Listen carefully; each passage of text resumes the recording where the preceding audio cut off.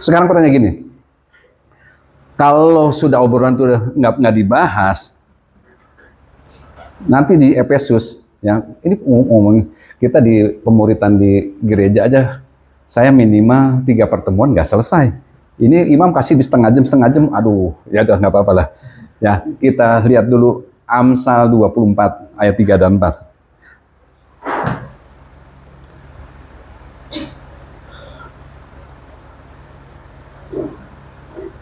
Amsal 4 sampai 24 ya.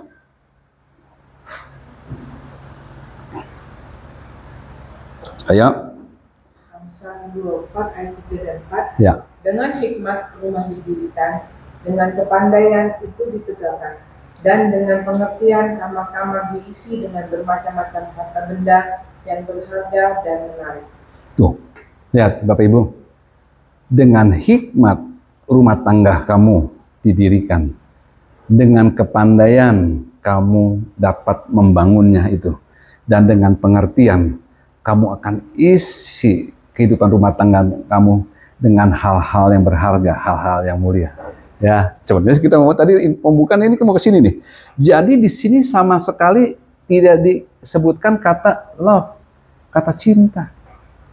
Enggak disebutin. Cinta sebagai tadi pemicu awal dasar. Nggak mungkin dia mau masuk perkawinan tanpa dasar ini. Tadi disebutin apa? Kalau tiba-tiba ketemu langsung kawin, apa namanya? Ayam. Pintar dia, cepet ya. Ya. Nah, jadi bahwa waktu mereka menikah, kita butuh hikmat. Kenapa? Karena orang yang waktu masuk perkawinan, dia harus tahu bahwa waktu masuk perkawinan, kamu akan mengalami satu namanya beban yang harus kamu tanggung. Ah, masa sih perkawinan ada kamu bebannya tanggung? 1 Korintus 7 ayat 28. Ayo, cepetan dikit. Supaya waktunya banyak nih.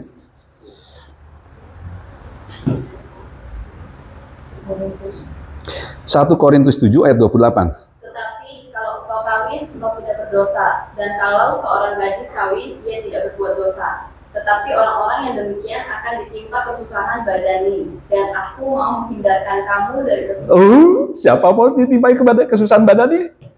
Ya, jadi bilang gini. Terjemahan yang lain bilang begini. Setiap orang yang mengambil keputusan untuk menikah, dia sedang menambahnya dengan beban, dengan stres. Nah, kalau kita nggak tahu bahwa dalam pernikahan itu akan muncul satu pressure, ada beban apa? Maka firman Tuhan kalian, pikulah kuk yang kupasang, ya, karena kuk yang kuberikan kepada kamu adalah enak, ringan. Jadi kalau kita membayangkan nggak punya roh, jiwa, tubuh yang sepadan dengan itu, maka orang akan mengalami stres yang secara yang karena dia nggak ngerti, nggak punya pengetahuan untuk menikah bagaimana caranya, bahan bakarnya apa. Maka bilang dengan hikmat. Hikmat itu apa? Takut akan Tuhan, permulaan hikmat. Kita balik lagi jadinya. Untuk dapat hikmat bagaimana berhubungan Tuhan, kita alangkah bagusnya kita mempunyai hubungan dengan benar dengan Tuhan. Maka Tuhan akan kasih tahu. Artinya apa? Waktu kita mencari, tadi ada yang baca, Tuhan, di mana tulang rusukku? Ya, dia cari di mana. Dan bilang, Tuhan akan pertemukan pada waktu kamu memintanya. Ya, selama ini mau di lantai 1 cowoknya begini-begini, lantai 2, lantai 3. Udah pernah dengar cerita begitu? Ya, udah ada ya. Jadi lantai 1 gaji 35 juta, punya mobil, punya rumah, punya. Lantai 2 umur 28, gaji 45 juta. Sampai di atas udah lantai 5 nih, ada 6 lantai nih. Ya, udah lantai itu. Gaji lantai 5 125 juta. Rumah 3, villa 2, ya. Punya tempat untuk rekreasi, punya segala macam.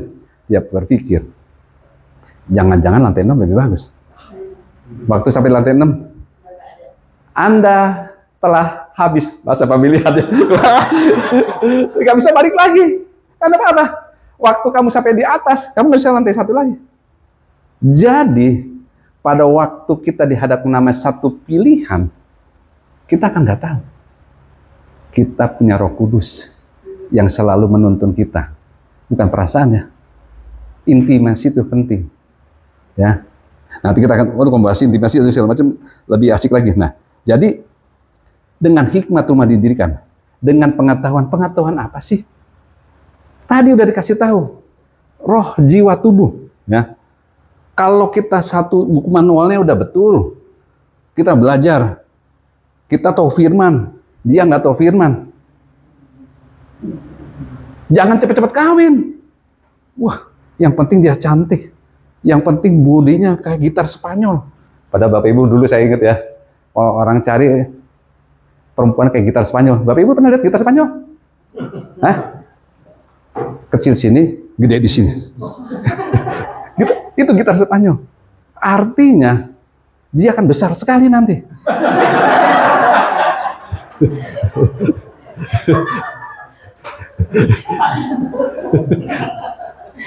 Tapi orang ngebayangin cari seperti gitar Spanyol.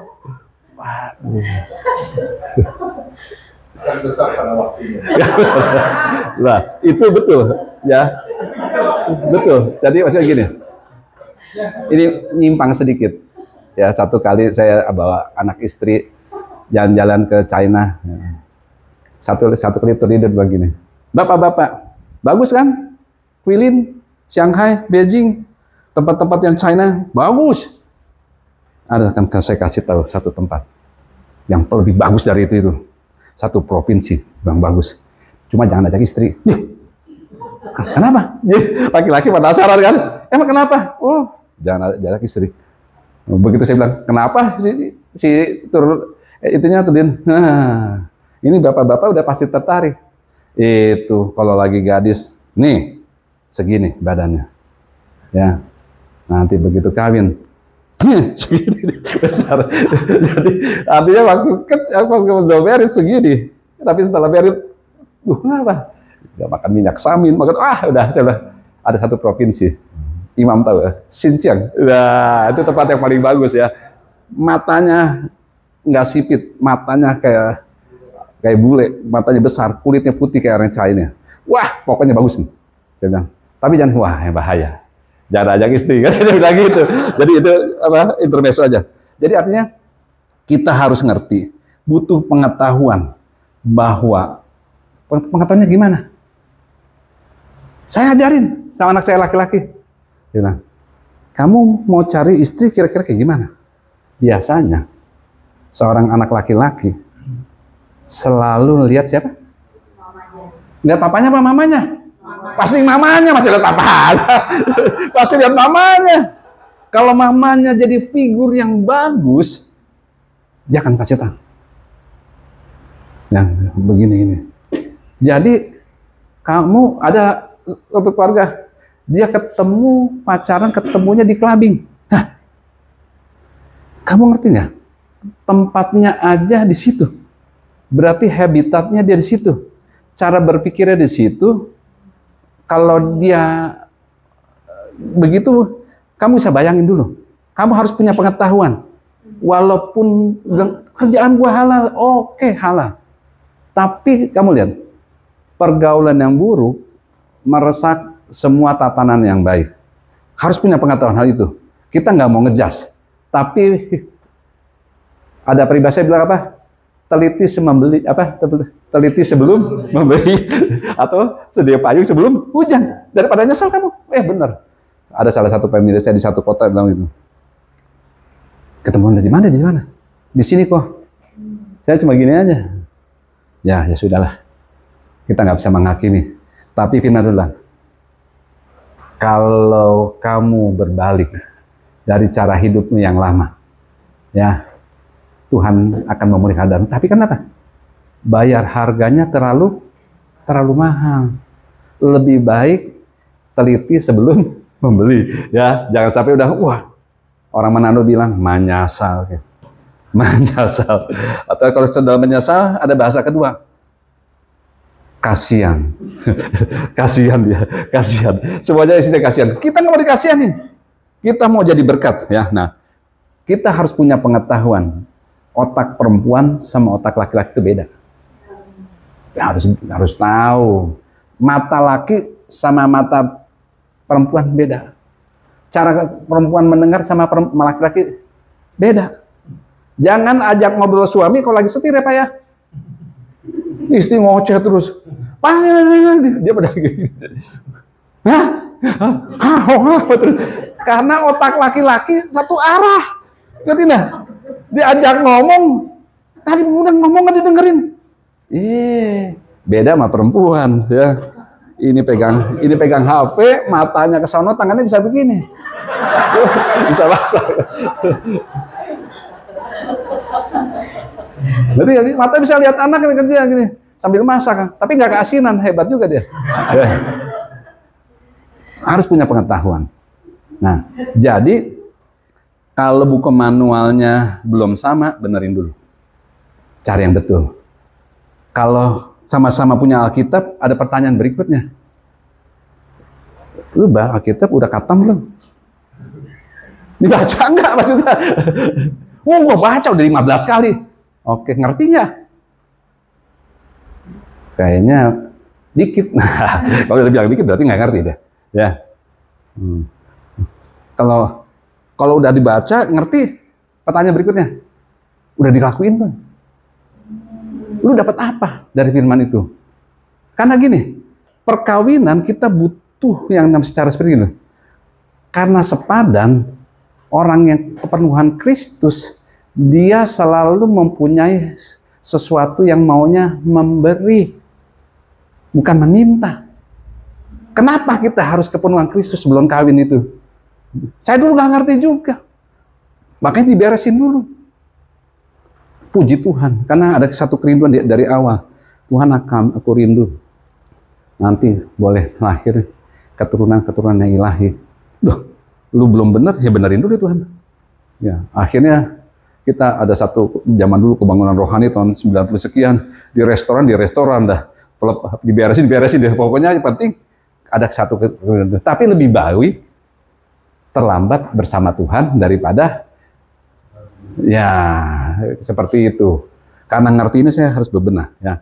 Nah, jadi begitu kita tahu bahwa dalam perkawinan tuh dibilang gampang ya susah ya, tapi gampang juga kalau kita tahu cara mengendarainya ya. Nah, oke ya, secara spirit oke, dia udah mendapatkan sekarang secara jiwa. Kita kan bilang, hendaklah kamu sehati sepikir. Ibaratnya bilang, hendaklah kamu sehati sepikir dan satu tujuan. Tujuannya apa? Destinasinya serupa dengan Kristus, menjadi pemilik Kristus. Jadi punya pikiran, perasaan yang sama seperti Tuhan. Karena kalau kita punya pikiran seperti Tuhan, kamu nggak akan menuntut, taunya memberi. Karena kalau udah terlanjur nggak ada, yang terjadi bagaimana? Si suami bilang begini, lu ngomong nggak enak amat sih. Ngomong tuh kayak apa ya? Kayak ember pecah. Maksudnya gimana? Ngomong tuh udah nggak berhenti, nggak habis-habis, nggak ada yang enak didengar segala macam. Wah, gimana gue bisa sayang sama lu? Nah, ya si perempuan kan akan menutup bilang. Si perempuan bilang, gimana gue merespek sama lu? Lu ngomongnya nyebelin juga. Nah, ya. Akhirnya si istri bilang, gua gimana mau respek sama lu? Gimana gua mau hormat? Si suami, iya gua juga gimana mau mengasihi lu. Si Efesus bilang, kasihilah istrimu. Gimana gua kasih sama lu? Dan dunia akan saling menuntut. Padahal firman Tuhan apa? Orang yang kepenuhan Kristus akan selalu saling memberi. Nah, langsung ditutup nggak tuh? Amplop mau disegel, mau masuk bikin surat undangan. Biarin dah nekat kawin sama dia. Habis tuh. Gak mungkin. Ya, jangan cepet-cepet disegel. Kalau yang ini aja belum sepakat, secara jiwa belum. Jangan cepet disegel. Mau cakepnya gimana, punya rekeningnya berapa banyak, punya mobil, punya hotel, nggak peduli. Itu bisa jadi neraka buat kita. Ngerti nggak? Karena dasarnya bukan itu. Banyak orang masuk perkawinan ada transaksional. untuk lunasin utangnya si ini, untuk ada berbagai macam supaya udah nggak usah dibahas seperti itu. Jadi artinya secara roh, jiwa, pikirannya, perasaan ingin dikasihi. Ini dia ngelihat selama ini gini ya, secara jiwa gini. Selama ini dia ngelihat papanya selalu ngomong kasar sama mamanya. Kira-kira si anak bisa nggak ngomong lembut nanti sama istrinya? Sulit. Kecuali dia mengalami kepenuhan Kristus. Pemulihan segala macam. Kenapa sulit? Karena dari kecil sampai besar, mata dia lagi ngesum. Mamanya, papanya gimana? Udah lagi ribut. Nyelesainnya gimana? Bagaimana dia cara menang segala macam? Setelah ribut, apakah dia bisa kembali pulih segala macam? Kata-kata apa? Gimana perhatiannya? Jadi banyak laki-laki yang mengalami seperti kutub yang berulang. Padahal kutub sudah dibereskan oleh Tuhan Yesus. Tapi karena dia tidak mau mengambil keputusan untuk melangkah meninggalkan itu semua, tanpa sadar, Roma 12 bilang, kamu nggak mau berubah paradigmamu dengan pikiran-pikiran Kristus. Kamu mengulang kejadian yang sama yang orang tua kamu lakukan. Perempuan yang begini, laki, jadi makanya bilang, kita harus samain dulu jiwanya. Harus ngerti bahwa perasaannya gimana. Jangan lagi pacaran, kalau lagi pacaran, ada hal-hal itu ke jiwanya. Misalnya begini, lagi makan, lagi pacaran gimana, Ci? Karena pacaran kan nggak mau kesinggung, bilang begini, lu jujur banget deh, sampai nggak ada yang ditutup-tutupin. Lagi pacaran, jujur banget. Begitu kawin 5, 10 tahun, 20 tahun, bilang, kan udah biasa dulu kan segala macam. Gue kayak makan sama kebo kan. Beda ceritanya. Jadi secara jiwa kalau kita nggak mau diberesin, ya, kalau pada masa muda kamu nggak selesaikan hal-hal itu dibereskan, dia akan muncul di masa tua apapun. Ulang ya. Kalau dari prepare kamu ada ngerti hal-hal yang harus diselesaikan, kamu harus selesaikan, tapi kamu nggak selesaikan, dia akan muncul di masa tua. Apapun nanti dijabarin sendiri. Yang terakhir dia cepet nih, secara tubuh. Ya, secara tubuh juga. Ya, Imam bilang 10 menit lagi. Oke. Padahal saya mau 2 jam lagi nih. Ya. Jadi secara tubuh. Kalau saya dikasih tahu, nah, kamu pengen, kebetulan istri saya udah kawin 32 tahun. Kebetulan dia, bukan kebetulan, memang puji Tuhan dia badannya segitu terus. Ya. Badannya tetap langsing setelah 32 tahun. Berat badan stabil. Makannya banyak tetap segitu. Saya bilang, makanya saya bilang, istri yang cakap, siapa yang mendapatkannya? Ya pamer sedikit. Terus saya bilang, kamu kalau nanti ketemu mau cari istri yang segala macam, lihat mamanya. Kalau mamanya kecil, ya anaknya kecil, jangan berharap besar. Kalau mamanya besar, jangan berharap dia kecil, pasti besar.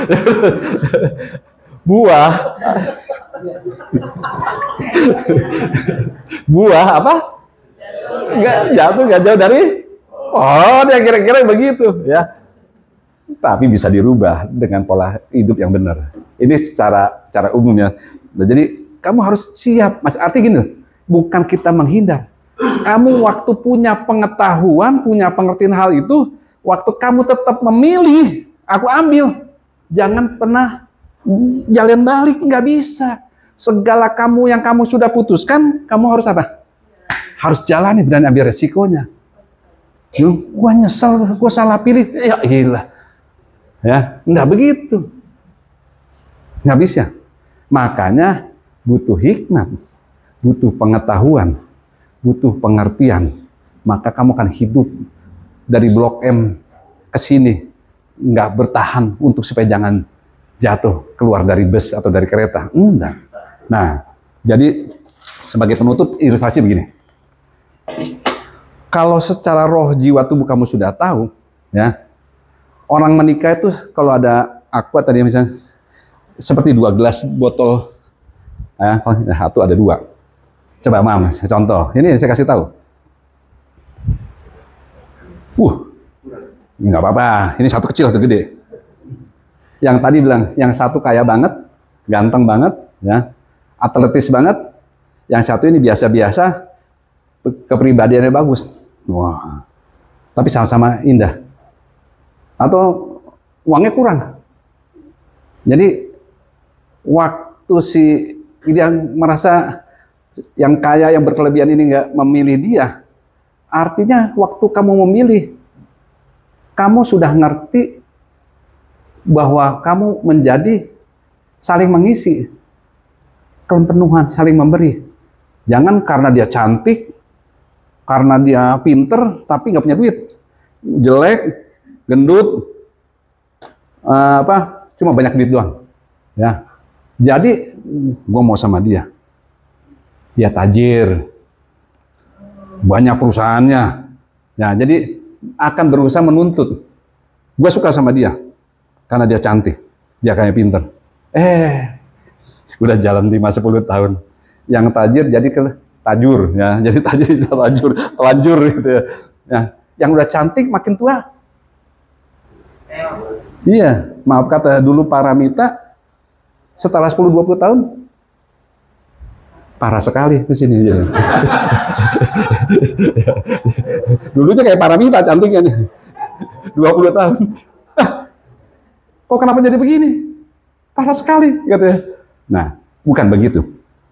Waktu kita memilih apapun yang terjadi, pilihan kita nggak ada jalan balik. Jadi janganlah cepet-cepet tutup segel. Makanya firman saya kasih gambarkan orang dalam pernikahan tuh seperti sebuah payung. Ya, sebuah payung.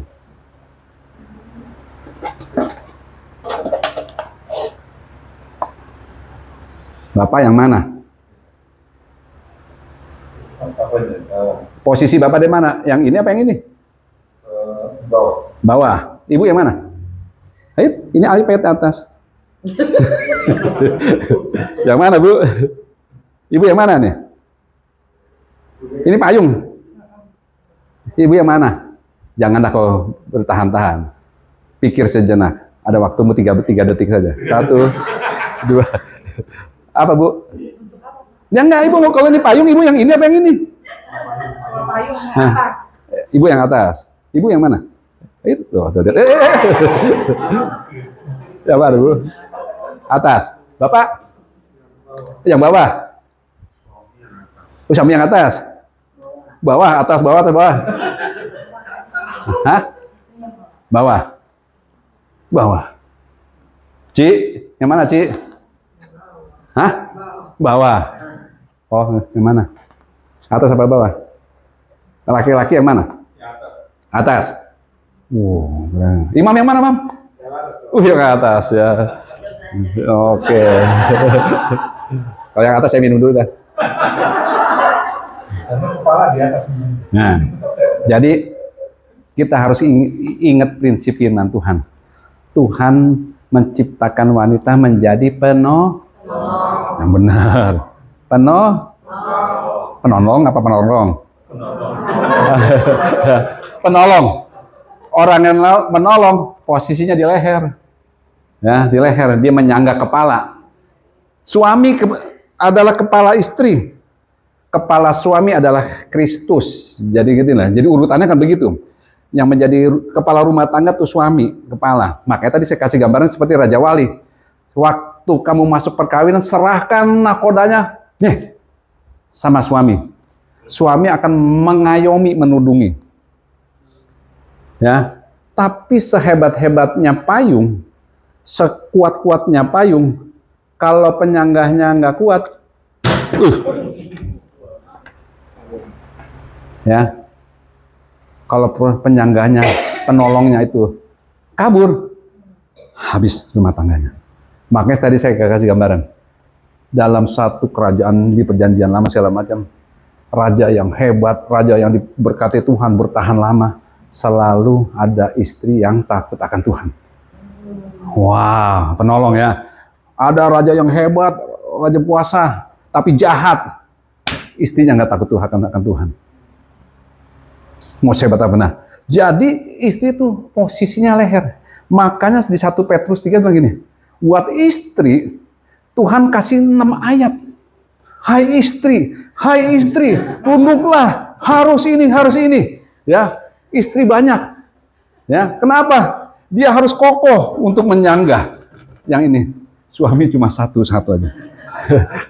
Cukup satu bilang, hai suami, kasihilah istrimu.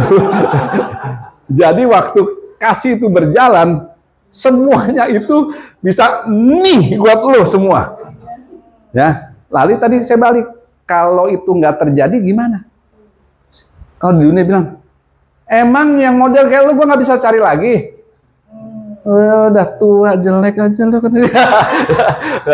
Yang bisa ngomel gitu perempuan. Jangan kayak genitan ya. Emang gua nggak punya bisa beli ini. Wah. Nah, itu dunia. Makanya pada waktu mereka berpikir gini. Kalau sembarang langsung segel, firman Tuhan katakan, seorang laki-laki akan meninggalkan orang tua, ayah ibunya, bersatu dengan istrinya. Artinya apa? Menjadi satu. 1 tambah 1. Artinya ada separuh yang dilepas. Egonya dia ke sana, ini ke sana. Supaya 1 tambah 1 jadi 1. Makanya Tuhan bilang, waktu engkau lahir baru, rohmu dan roh Kristus menjadi 1, bukan jadi 2, jadi 1. Melebur seperti air sama gula. Susah dipisahin, nggak bisa. Walaupun ya ada berbagai cara untuk pisahin, tapi sulit sekali untuk dipisahin. Nah, jadi pada waktu kamu cepat-cepat pasang segel begitu, jebret, seperti splak ban. Tahu splak ban? Cip, punya splak ban nggak, Cip? Ada nggak sih itu, Cip? Nggak ada ya? Nah, ini splak ban mantap nih. Ya, kalau perkawin sini nih, jangan buka dulu, biarin. Jadi perkawinan itu seperti splak ban, seperti gini. Kapan kita mendapatkan kekuatan splak ban yang paling hebat? Hah? Kapan, Ci? Kapan, Ci? Dapat kekuatan melekat yang paling hebat kapan? Hah? Pada waktu kapan? Pertama kali? Ya, jadi pertama kali dibuka. Jadi kita harus bayangin bahwa makanya, wah ini nih luar biasa nih.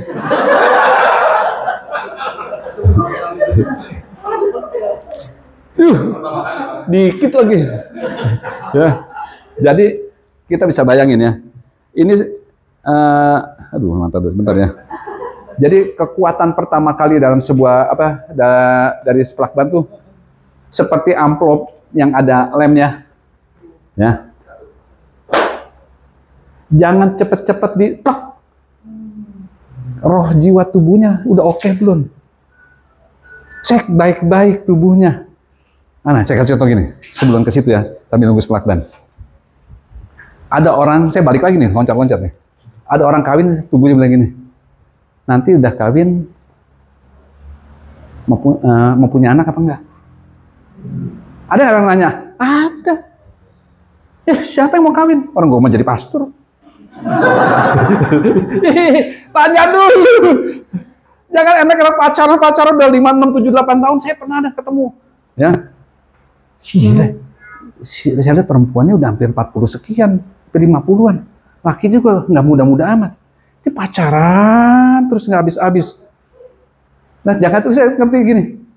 Ya. Ditanyain, kapan kita married? Siapa yang mau married? Orang mau jadi suster, mau jadi biksu? Nah, loh. Ya, habis dah waktu. Nah, jadi harus tahu, harus dipastikan. Nah, kekuatan splak ban. Nah, kalau udah begini nih, Bapak Ibu tempelin begini lagi, udah beda. Jadi waktu kamu setuju dengan perkawinan, nempel sama si Joni, ya. Ternyata Tono lebih bagus dari Joni. Wah, nggak bisa dah lama-lama, gua cabut. Akibatnya apa? Joni terluka, Hana terluka. Gua tempel masih Tono. Kekuatannya Iya. beda. Udah hilang. Seperempat, dua per tiga udah sebagian besar. Aduh, sama si Tono nggak cocok. Jangan-jangan sama si Amir nih. Ganti lagi. Jangan-jangan sama si Abdullah. Jangan-jangan masih Markus. Dia tempel, ulang tempel segala macam. Makin lama ditempel, makin nggak nempel. Jadi habis kekuatannya. Makanya oleh karena itu butuh kamu namanya hikmat, pengetahuan, dan pengertian. Firman Tuhan bilang.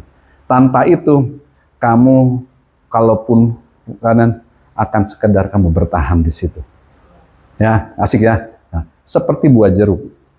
Kalau buah jeruk, kita mau bikin satu jus ditaruh di sini, pastikan buah jeruk di dalam keranjang sebelum diperes, semua dalam keadaan fresh. Jangan ada jeruk, saya pernah beli jeruk Medan, ada satu titik oranye di situ. Kalau kamu, dikit nggak apa-apa lah. Oke, potong jus. Rasanya nggak enak. Nggak bisa ini. Seperti keranjang itu. Perkawinan jangan menyimpan buah jeruk yang, artinya ada sesuatu yang belum diselesaikan, belum perkawinan.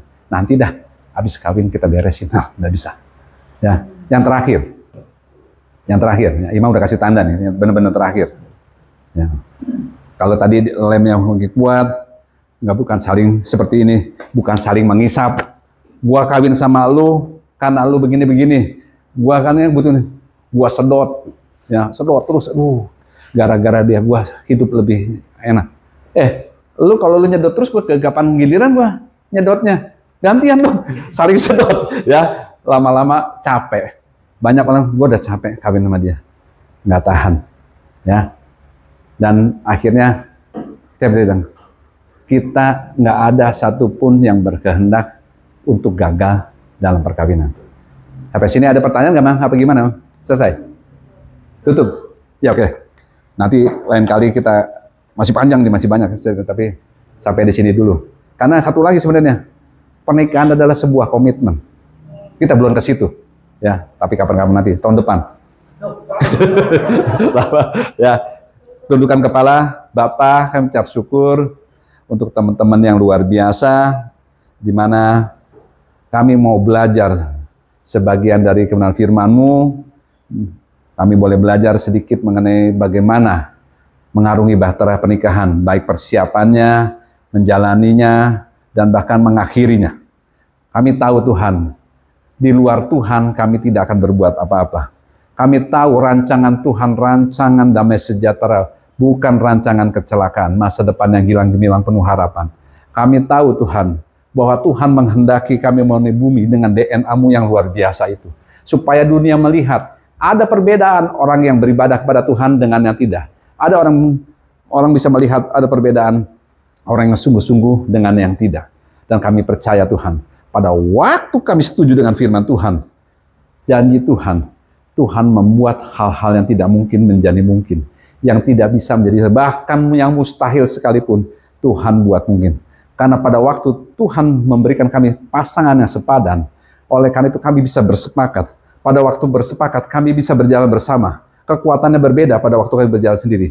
Demikian juga kami melihat, waktu kami bersepakat, ada orang ketiga di situ yang menjadi pihak yang membuat kami bertahan. Yaitu Engkau sendiri, Roh Kudus. Engkau yang memampukan untuk kami mampu menghadapi setiap tantangan. Bahkan kami cakap menghadapi setiap masalah yang ada. Kami percaya setiap teman-teman, Bapak Ibu yang ada di tempat ini, sekalipun ada pergumulan, pada waktu mereka tahu kebenaran firman Tuhan, mereka tidak takut. Karena firman adalah jawaban. Waktu mereka menghadapi tantangan kehidupan, mereka tidak gentar. Karena mereka tahu bagaimana cara menghandle, mengalahkan itu semua. Dan ada kekuatan yang dari Tuhan yang memampukan mereka hidup menjalani dengan sukacita dan damai sejahtera. Dan kelimpahan yang Tuhan berikan atas hidup mereka, rumah tangga, kelimpahan sukacita damai sejahtera, kelimpahan berkat pemeliharaan Tuhan, bahkan prosperity yang begitu luar biasa. Tuhan pertemukan dengan orang yang tepat buat anak-anak mereka, buat pekerjaan mereka, buat kesehatan mereka, dan segala apapun kehidupan mereka dibuatnya berhasil, bahkan mereka beruntung karena mempunyai Allah yang luar biasa dan dahsyat, yaitu Yesus Kristus Tuhan, yang setelah menerima berkat Tuhan katakan sama-sama. Amin. Yes.